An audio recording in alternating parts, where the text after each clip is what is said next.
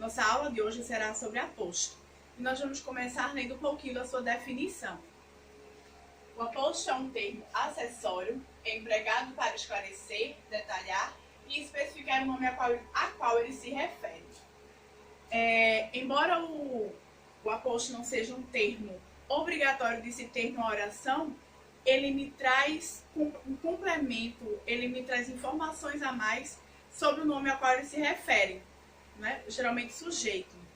Quando eu digo que ele é um termo acessório, eu posso comparar ele para que vocês entendam melhor a brincos, anéis, cordões. Por exemplo, eu hoje estou de brinco, mas se eu tirar os brincos, vocês não vão ver uma mudança muito significativa. Assim é o aposto na oração. Se eu tirar o aposto da oração, a oração vai continuar com sentido.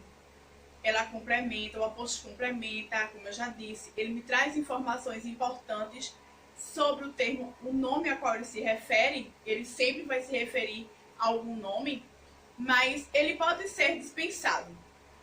E aí nós vamos ver alguns exemplos. João, meu amigo de infância, ganhou uma viagem da tia. Se eu disser assim, João ganhou uma viagem da tia, vocês vão compreender a oração? Creio que sim. Mas aí eu estou dando uma informação a mais sobre João. Não é qualquer João, é o João que é meu amigo de infância.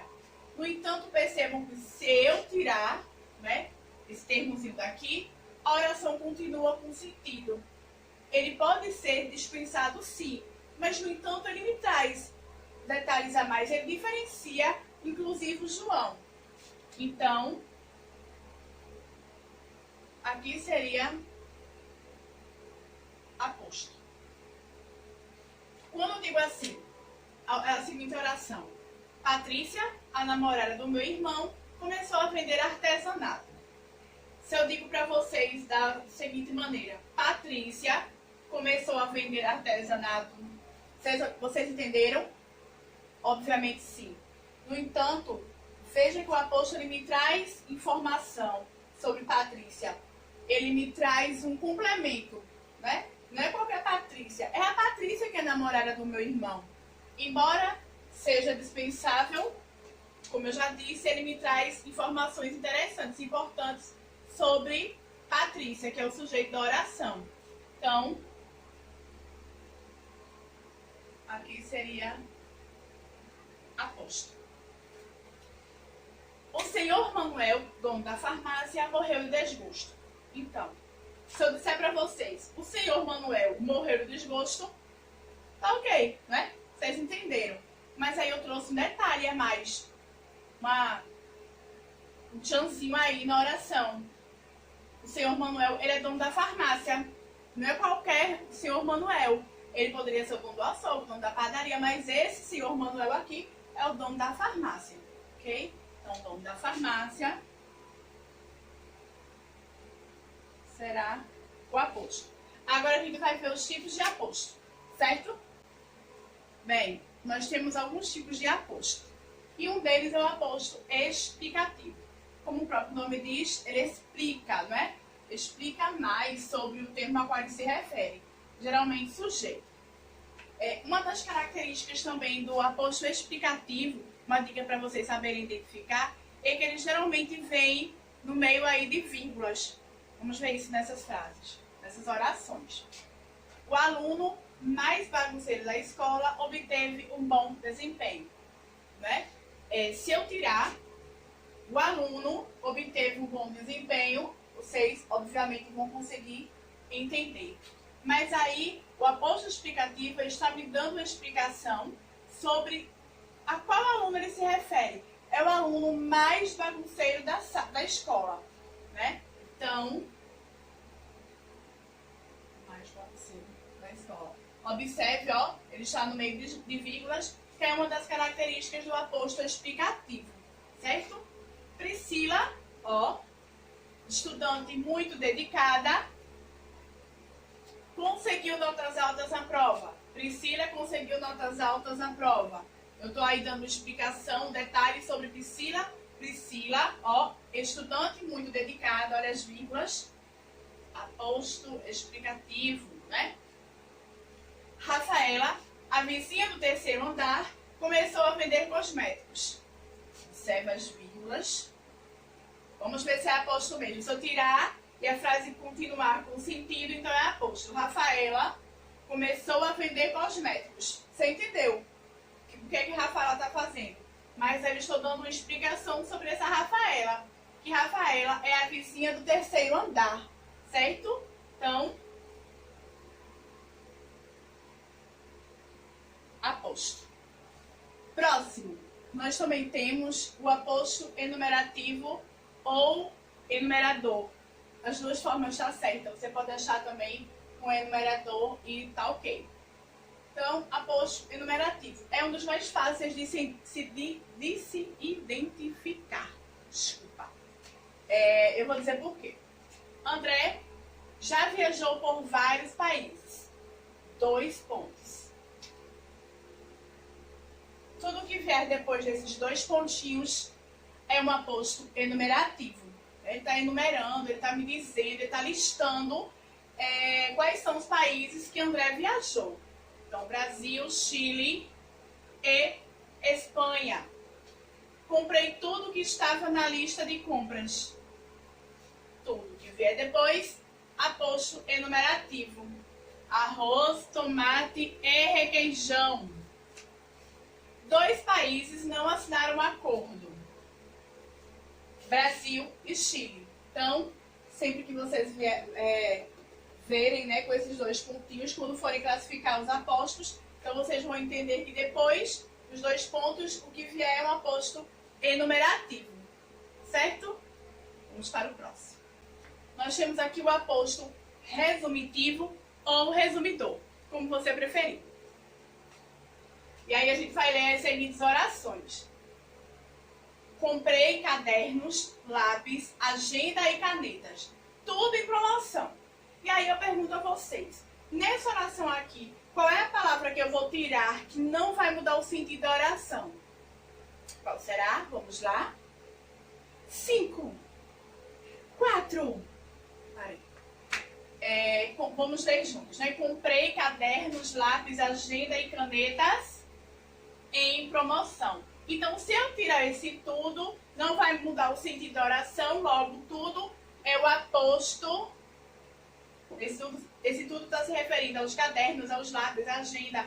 Ele está justamente resumindo. Eu comprei e foi tudo em promoção, certo? A próxima. Amigos, parentes e penetras. Todos irão à minha festa. E aí, qual é a palavra que eu vou tirar? Que não vai mudar o sentido da oração. Já? Todos, né? Vamos lá. Amigos, parentes e penetras irão... Amigos, parentes e penetras irão à minha festa. Então, esse todos aqui está se referindo justamente aos amigos, os parentes e os penetras. E está fazendo justamente o que o próprio nome diz, resumo. Uma coisa importante, não significa que seja algo obrigatório, não é uma regra. Mas, geralmente, os apostos resumitivos ou resumidores, eles se apresentam, tem um pronome indefinido. É caracterizado por um pronome indefinido. Quais são os pronomes indefinidos? Só para dar uma lembradinha. Algum, nenhum, todo, outro, muito, pouco, certo, vários, tanto, quanto, qualquer. Lembrando que não é uma regra, mas geralmente acontece e é uma forma de... É uma dica para na hora que vocês estiverem treinando aí, conseguirem identificar com mais facilidade. Ok? Vamos para o próximo. Então, vamos lá. Nós temos aqui o aposto especificativo. Vamos ver as orações. O poeta Manuel Bandeira criou obras de expressão simples e profunda. O aposto especificativo, ele é muito usado para especificar, ele é usado para especificar nome de livros, séries, filmes. Ele também se apresenta sempre com substantivos próprios, né? E outra dica também do apóstrofo especificativo é que geralmente eles não têm. Eles não são marcados por sinais de pontuação, nem a vírgula, como a gente viu, e nem os dois pontos. Ok? Então, vamos lá. Qual é a palavra que eu posso tirar aqui que não vai mudar o sentido? O poeta criou obras de expressão simples e profunda. Né? Manuel Bandeira, ele está especificativo de qual poeta eu estou falando. Né? Eu poderia dizer, o poeta criou obras de expressões simples e profunda. Mas aí, qual é o poeta? Eu preciso especificar qual é o poeta. Então, aqui é o apóstolo. Perceba que é um substantivo próprio, ok? Temos o romance Senhora, é do escritor cearense José de Alencar. E aí, vamos procurar uma palavra que, se eu tirar, não vai mudar o sentido da frase. O romance é do escritor cearense José de Alencar. Mas Senhora vai especificar qual romance eu estou falando. Qual é o romance de José de Alencar, certo? Então, o aposto especificativo, como o próprio nome diz, especifica, né, o sujeito. E aí, ele é muito caracterizado por os nomes de livros. Ele sempre vai especificar nomes de livros, séries, filmes. Também se apresenta geralmente como substantivos próprios. E também, geralmente, não tem nenhum sinal de pontuação. No caso, a vírgula e os dois pontos. Certo? Aposto distributivo. Drummond e Guimarães Rosa. Voltando. Aposto distributivo. Drummond e Guimarães Rosa são dois grandes escritores. Aquele na poesia e este na prosa. Então, qual vai ser... Quase que não sai, né? Qual vai ser o meu aposto aqui nessa oração? Tudo que vier depois da vírgula. Justamente porque eu estou distribuindo, né, características tanto a Drummond quanto a Guimarães. Né? Estou aí, como a função do aposto diz, que é justamente complementar, dar mais informações. Então, justamente, ele está fazendo isso aqui, distribuindo, né, as características, tanto a Drummond quanto a Guimarães. Então, aquele na poesia se refere a Drummond e este na prosa se refere a Guimarães.